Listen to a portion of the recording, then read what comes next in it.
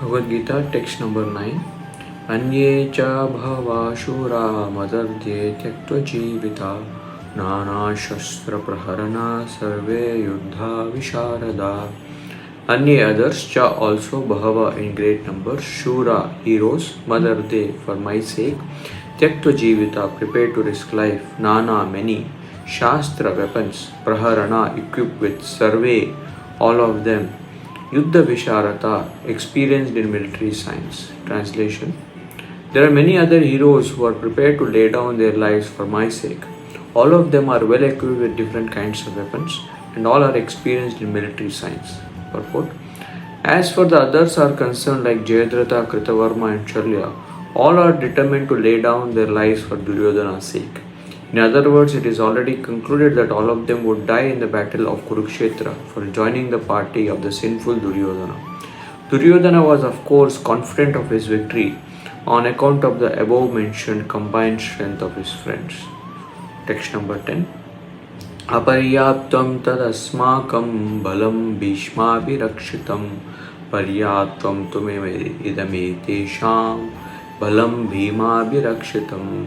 Aparyaptam, immeasurable, that asmakam, of ours, balam, strength, Bhishma, by grandfather Bhishma, abhirakshitam, perfectly protected, paryaptam, limited, tu, but idam, all this, etesham, of the Pandavas, balam, strength, Bhima, by Bhima, abhirakshitam, carefully protected. Translation.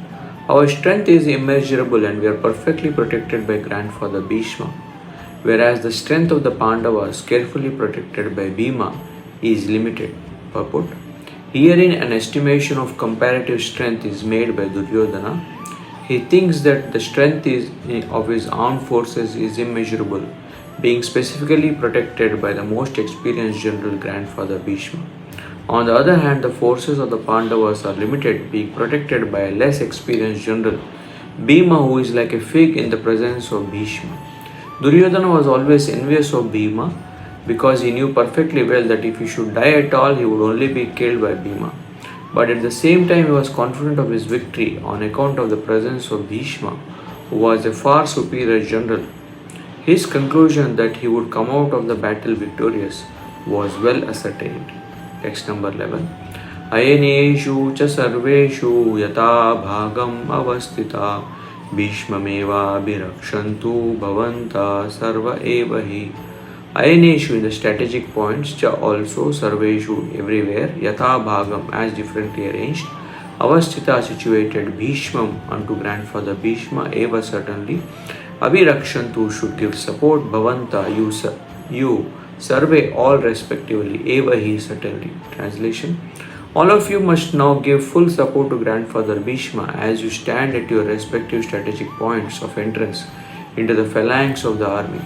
Purport. Duryodhana, after praising the prowess of Bhishma, further considered that others might think that they had been considered less important. So, in his usual diplomatic way, he tried to adjust the situation in the above words. He emphasized that Bhishma Dev was undoubtedly the greatest hero, but he was also an old man. So, everyone must especially think of his protection from all sides. He might become engaged in the fight and the enemy might take advantage of his full engagement on one side. Therefore, it was important that other heroes do not leave their strategic positions and allow the enemy to break the phalanx. Duryodhana clearly felt that the victory of the Kurus depended on the presence of Bhishma Dev.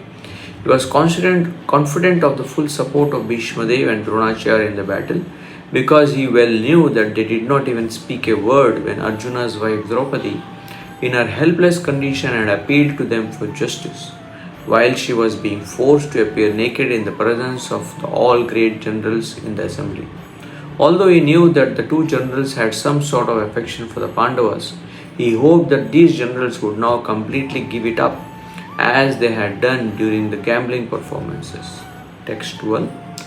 Tasya sanjanayan harsham kuru vriddha pitamaha Simhanadam vinotyachai shankam dadmo pratapavan. Tasya, his, sanjanayan, increasing, harsham, cheerfulness, Kuru Vriddha, the grandsire of the Kuru dynasty, Bhishma, Pitamaha, the grandfather, Simhanadam, roaring sound like that of a lion, Vinadya, vibrating, Uchai very loudly, Shankam conchal, Dadmau blew, Pratapavan the valiant. Translation. Then Bhishma, the great valiant grandsire of the Kuru dynasty, the grandfather of the fighters, blew his conch shell very loudly, making a sound like the roar of a lion, giving Duryodhana joy. Purport. The grandsire of the Kuru dynasty could understand the inner meaning of the heart of his grandson Duryodhana, and out of his natural compassion for him, he tried to cheer him by blowing his conch shell very loudly, befitting his position as a lion. Indirectly, by the symbolism of the conch shell, he informed his depressed grandson Duryodhana that he had no chance of victory in the battle because the Supreme Lord Krishna was on the other side. But still, it was his duty to conduct the fight, and no pains would be spared in that connection. Text 13. Tatashankasya bheryasya panavanaka gomuka sahasaivyabhya hanyanta sashabdastu mulo bhavat. Tata thereafter Shanka conchals, Cha also Bherya large drums, Cha and Panavanaka small drums and kettle drums, Gomukha horns, Sahasa all of a sudden, Eva certainly, Abhyahanyata were simultaneously sounded, Saha that Shabda combined sound, Tumula tumultuous, Abhavad became. After that the conchals, drums, bugles, trumpets and horns were all suddenly sounded, and the combined sound was tumultuous. Text 7:14. Tatashvetair hayar yukte mahati syandane stito madhava pandavaschaiva divyau shankau pradatmatuhu.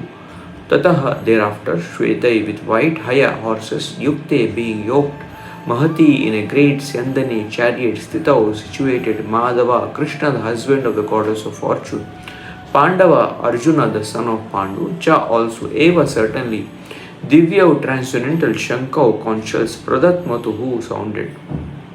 Translation. On the other side, both Lord Krishna and Arjuna stationed on a great chariot drawn by white horses, sounded their transcendental conchals. In purport, in contrast with the conch shell blown by Bhishma Dev and the conchals in the hands of Krishna and Arjuna are described as transcendental. The sounding of the transcendental conchals indicate that there was no hope of the victory for the other side, because Krishna was on the side of the Pandavas. Jayastu Pandu Putranam Yesham Pakshe Janardana. Victory is always with persons like the sons of Pandu, because Lord Krishna is associated with them. And whenever and wherever the Lord is present, the goddess of fortune is also there, because the goddess of fortune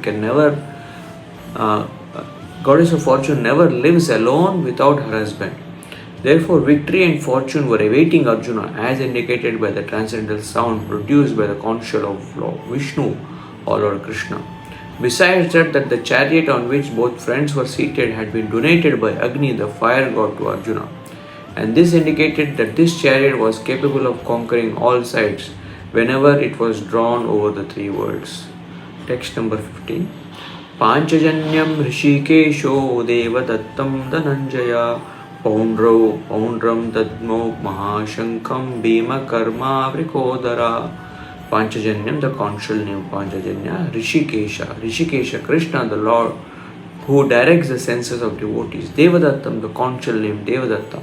Dhananjaya, Arjuna, the winner of wealth. Poundram, the conch named Poundra. Dadmo, blue. Mahashankam, the terrific conch shell.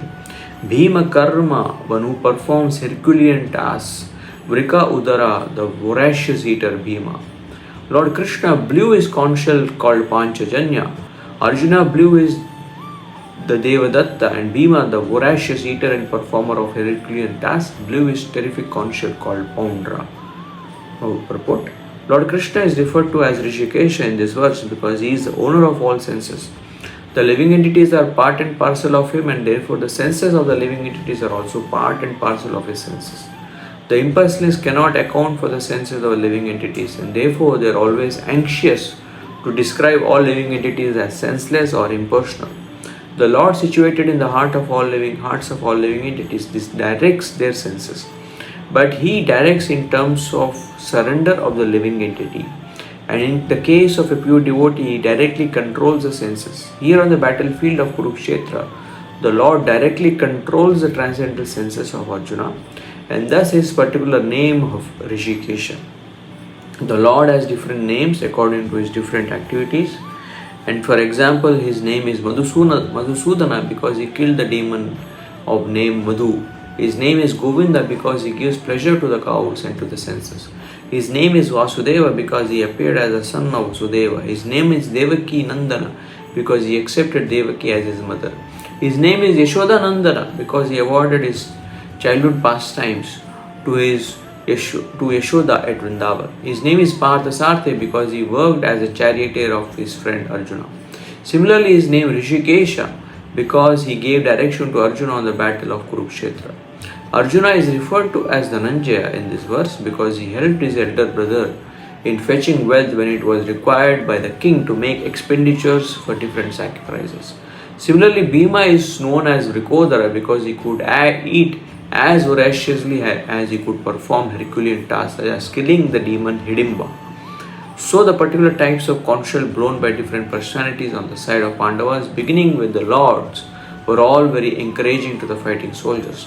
On the other side, there were no such credits, nor the presence of Lord Krishna, the supreme director, nor that of the goddess of fortune. So they were predestined to lose the battle. And that was the message announced by the sounds of the conch shells. Text number 16 to 18. Ananta Vijayam Raja Kunti Putro Yudhishthira Nakula Sahadevascha Sugosha Manipushpakau Kasyascha Parameshwasha Shikandi Cha Maharata Drishtadumno Viratascha Satyakischa Parajita Drupado Draupadeyascha Sarvasha Prativipate Sobhadrascha Mahabahu Shankan Dadmu Pratak Ananta Vijayam, the conch named Ananta Vijaya, Raja, the king, Kunti Putra, the son of Kunti, Yudhishthira, Nakula, Sahadeva, Cha and Sugesha Manipushpaka, the conches named Sugosha and Manipushpaka, Kashya, the king of Kashi, Varanasi, Cha and Parama Ishwasha, the great archer Shikandi, Cha also Maharata, one who can fight alone against thousands, Drishtadumna, the son of King Drupada, Virata, the prince who gave shelter to the Pandavas while they were in disguise. Cha also Satyaki, the same as Yudhana, the charioteer of Lord Krishna. Cha and Aparajita, who had never been vanquished. Drupada, the king of Panchala. Draupadeya, the sons of Draupadi. Cha also Sarvasha, all Prithivipate, O king Saubhadra, Abhimanyu, the son of Subhadra. Cha also Mahabahu, mighty armed. Shankan, conch shells. Dadmuhu, blew Pratak, each separately. King Yudhishthira, the son of Kunti, blew his conch shell. Then Ananta Vijaya, Nakula and Sahadeva blew the Sugosha and Manipushpaka. The great archer, the king of Kashi, the great fighter Shikandi, Drishtadumna, Virata, the unconquerable Satyaki, Drupada, the sons of Draupadi and others, O kings such as the mighty armed son of Subhadra, all blew their respective conch shells. Purport: Sanjaya informed King Dhritarashtra very tactfully that his unwise policy of deceiving the sons of Pandu and endeavouring to enthrone his own sons on the seat of the kingdom was not very laudable. The signs already clearly indicated that the whole Kuru dynasty would be killed in that great battle.